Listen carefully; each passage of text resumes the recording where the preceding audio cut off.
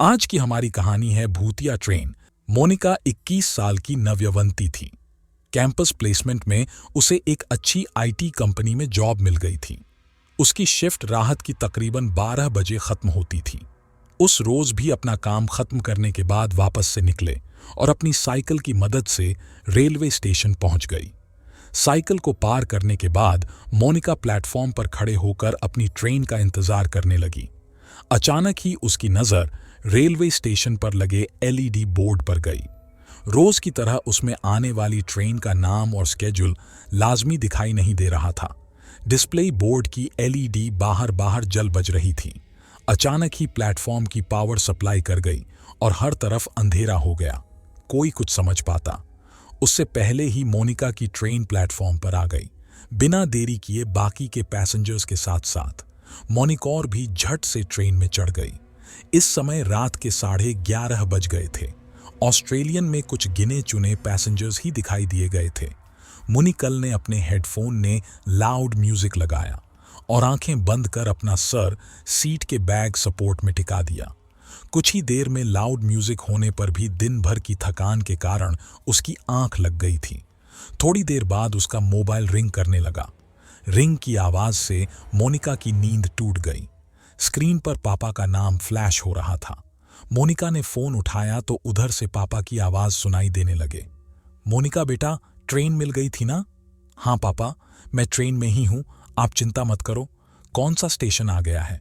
पापा की बात सुनकर मुनिक अचानक से आंख खोलकर अपने कोच में चारों ओर नजर दौड़ा दिया। उसे अपनी आंखों पर यकीन नहीं हो रहा था।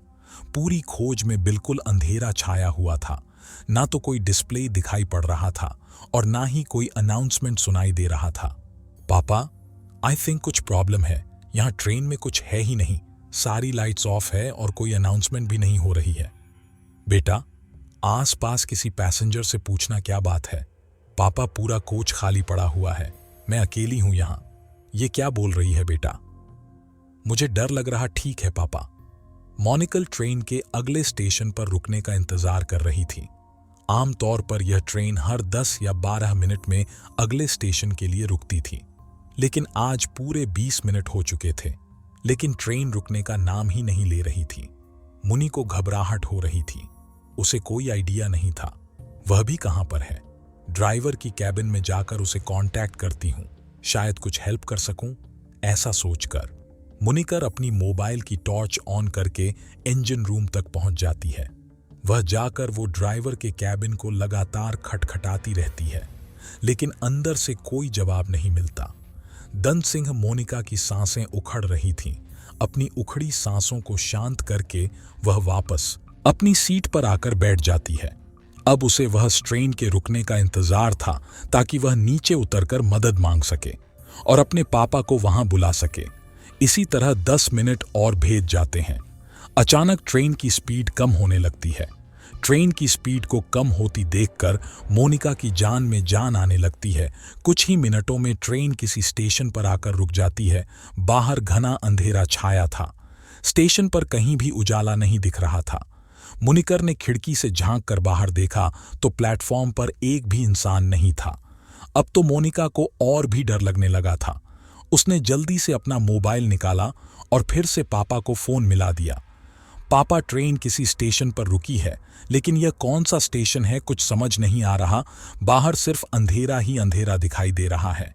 प्लेटफॉर्म पर भी कोई आदमी नहीं दिख रहा है। मैं क्या करूं? बेटा, एक बार मैं अपनी लाइव लोकेशन चेक करूं, तुम्हें पता चल जाएगा कि अभी तुम्हारी ट्रेन कहां पर है।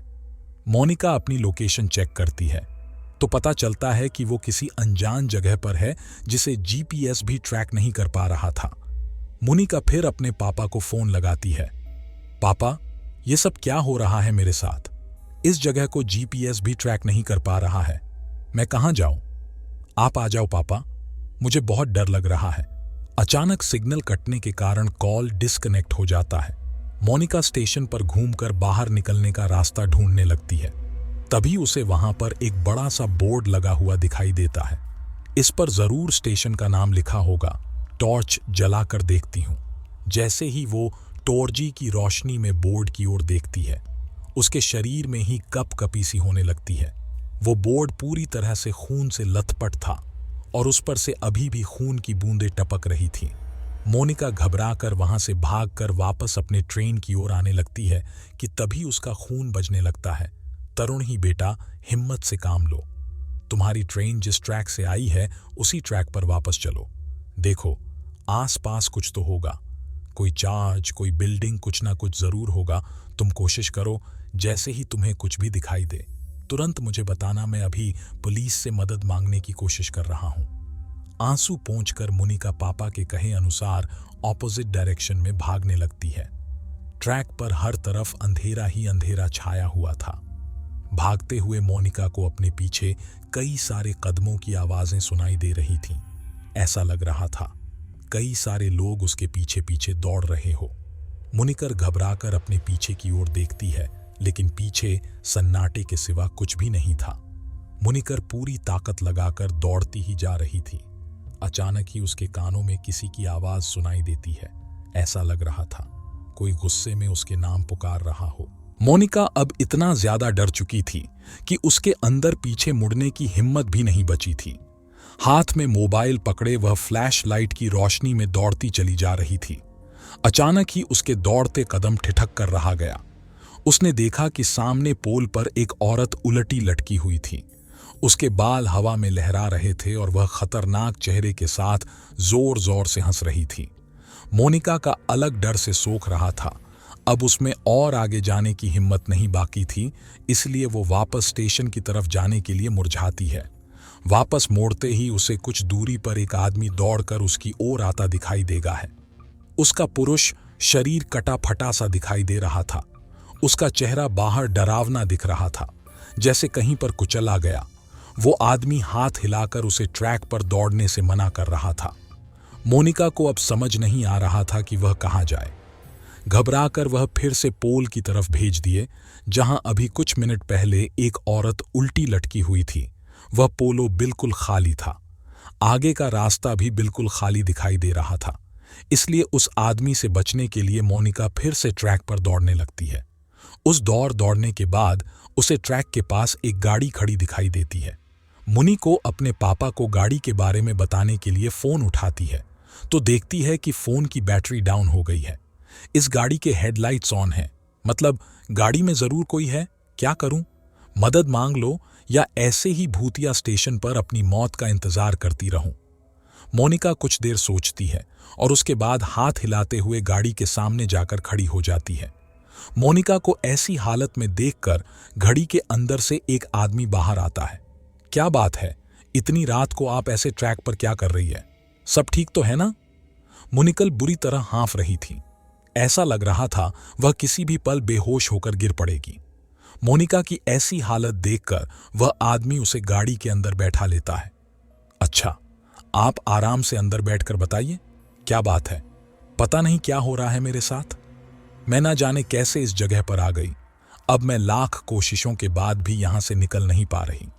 आप बता सकते हैं यह कौन सी जगह है? मुनि को अपनी ही धुन में बोलती चली जा रही थी। तभी उसे महसूस हुआ कि कहर सवाल युवक उसे वापस प्लेटफॉर्म की ओर ले जा रहा है। No please talk. पर मुझे कहां नहीं जा रहे हैं? मुझे वापस वहां नहीं जाना है। मोनिका के इतना कहते ही वह लड़का मुस्कुराते हुए पीछे देखता है।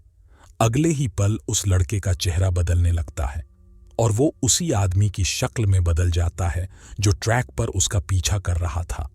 मॉनिटर के मुंह से एक जोरदार चीख निकल जाती है और वो कहल से उतरकर फिर से पागलों की तरह दौड़ने लगती है। उसे अपने पीछे उस आदमी के कदमों की आवाज साफ सुनाई पड़ रही थी। दौड़ते हुए वो वापस अपनी ट्रेन के सामने आ जाती है। कोई और रास्ता न सोचने पर वो छिपने के लिए वापस ट्रेन में चढ़ जाती है और एक सीट के नीचे छिपकर बैठ जाती है। मुनि का पूरा शरीर पसीने से लथपथ हो गया था। वह अभी तक डर से कांप रही थी। डर उसके दिमाग में इस कदर बैठ गया था कि अगले ही पल वह डर से बेहोश हो गई थी। कुछ ही पलों में ट्रेन चल पड़ती है और उस स्टेशन को फिर से छोड़कर आगे बढ़ जाती है। कुछ देर बाद मोनिका की घोषणा है तो वह खुद को स्टेशन की इमरजेंसी रूम में पाती है। अब आप कैसा फील कर रही हैं माम? आप अपनी सीट पर बेहोश हो गई थी। ट्रेन के स्टाफ मेंबर आपको यहां लेकर आ गए। आप अपने घर पर किसी को इन्फॉर्म कर दीजिए। मुनिकर हैरानी से चारों ओर देख रही थी। उसे अभी तक यकीन नहीं हो रहा था कि वो उस स्टेशन से वापस आ गई है। प्लीज मेरे पापा को बुलवा दीजिए। माम, आपके फोन की बैटरी लो हो गई थी, मैंने चार्ज कर दिया है। ये लीजिए मोनिका। आपने अब फोन निकालकर पापा को फोन लगा दिया है। हेलो, कहाँ थी तू बेटा? मैं कितना परेशान था। 3 घंटे हो गए, अभी तक घर नहीं लौटी पापा। आप तो जानते हैं, मैंने आपको फोन किया तो मोनिका पापा को अपनी लोकेशन भेज देती है। कुछ ही देर में मोनिका के पापा आकर उसे अपनी कहर से घर ले जाने लगते हैं। रास्ते में मुनि को अपना फोन निकालकर कॉल हिस्ट्री चेक कर दिया। उसने पिछले 3 घंटे में लगभग 10 बार पापा का नंबर डायल किया हुआ था, लेकिन एक भी बार उस पर बात नहीं हुई थी। मैंने तो हर बार पापा से बात की थी, लेकिन फोन में तो बस डायल नंबर ही दिख रहा है। और अगर वो सब मेरा बहन था तो फिर जब मैं बेहोश थी तो ये कॉल कब और किसने किए?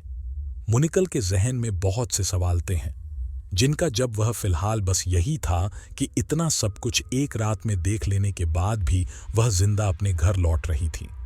मुनिकल पिछली रात की घटना को एक बुरा सपना समझकर भूल जाना चाहती थी कि तभी उसकी नजर अपनी गाड़ी के साइड मिरर पर पड़ती है। वो देखती है कि वही कटे पट्टे चेहरे वाला डरावना आदमी उसकी गाड़ी की खेप पीछे चला आ रहा है। आपको अगर यह कहानी अच्छी लगी हो तो हमारे चैनल A1 डार वाली कहानियां को सब्सक्राइब करना ना भूलें। लाइक, शेयर, कमेंट जरूर करें। अगर आपके पास ऐसी ही कोई कहानी हो तो हमें कमेंट बॉक्स में भेजें। हम कोशिश करेंगे कि अगली स्टोरी आपकी हो।